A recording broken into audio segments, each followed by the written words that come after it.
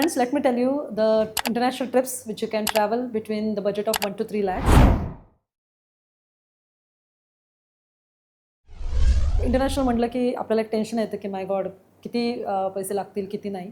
So tension घेऊ नका. Within 1 लाखच्या आज कंट्रीज सांगते. कुठल्याही आपल्या इंडियाच्या नेबरिंग कंट्रीजमध्ये तुम्ही विदिन 1 लाख ट्रॅव्हल करू शकता. जसं भूतान आहे, नेपाळ आहे, ओनली मलेशिया आहे. मलेशियाच्या रिलेटेड काही आयलँड्स असतील ते पण तुम्ही कव्हर करू शकता. लंकावीसारखे विदिन 1 लाखच्या बजेटचे हे आयलँड्स आहेत.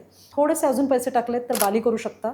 बाली साधारण 1.2 to 1.30 मध्ये खूप छान लॅविश विला प्लस काही ॲडव्हेंचर ॲक्टिव्हिटीज असं सगळं आपण करून बाली करू शकतो 1.30 पर्यंत 1.50 पर्यंत विथ एअरफेअर. मी अर्थात हे सगळ्या गोष्टी सांगते. अजून थोडेसे इन्व्हेस्ट केले तर जपानही करू शकता. जपान हार्डली 2.80 to 3 लॅक्सपर्यंत जपान होऊ शकतो.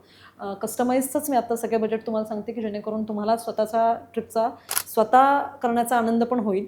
ग्रुप टूरच्या बाबतीत आपण एक वेगळा ब्लॉग करूयात की काय ग्रुप टूर आणि रादर कस्टमाइज ट्रिपमध्ये फरक असतो. पण हे सगळे मी तुम्हाला जे आता पॅकेजेस सांगते तर कस्टमाइज ट्रिप्सच्या बद्दल सांगते. युरोप आत्ताच्या सीझनमध्ये the most favourite destinations of Indians is Europe. तर युरोपला असं काही नाही आहे की खूप हेवी बजेट पाहिजे. माझं स्वतःचं असं म्हणणं आहे की युरोप तुम्ही जगावा आणि ना की फक्त टिकमार्क करावा. त्यामुळे युरोपच्या आयटनरीज त्या मिथमध्ये जाऊ नका की 9 दिवसात 9 कंट्रीज वगैरे अशा मिथ्समध्ये जाऊ नका. नंबर ऑफ कंट्रीज कमी करा पण डेज जास्त घ्या. जसं फक्त पॅरिस स्विस केलं तर गिव्ह इट 8 डेज. फक्त स्विस केला तर गिव्ह इट 8 नाईट्स 9 डेज. ह्या कंट्रीज अशा जगाव्यात युरोपमध्ये कारण आपण परत परत जात नाही. तिथे वेळ घ्या आणि अर्थात जितका वेळ घेताल तसं बजेट पण आहे.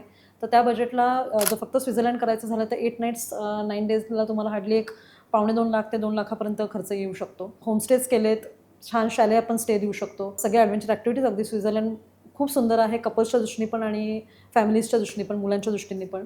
त्यामुळे स्वित्झर्लंडला मी अजिबात सांगणार नाही की तुम्ही कुठल्या दुसऱ्या कंट्रीबरोबर क्लब करा. पॅरिस आणि ॲम्स्टरडॅम करा की जिथे पॅरिसला कपल्सचं पण मजा आहे आणि ॲम्स्टरडॅमला मुलांची पण मजा आहे. सेकंडली इटली करू शकता. Italy for couple if you want to go तर 1.5 लॅक्स 2 लॅक्समध्ये इटलीचं छान आयटनरी होऊ शकते. सो जस्ट DM मी काय तुम्ही बघता exactly. I can definitely help you for that. Thank you.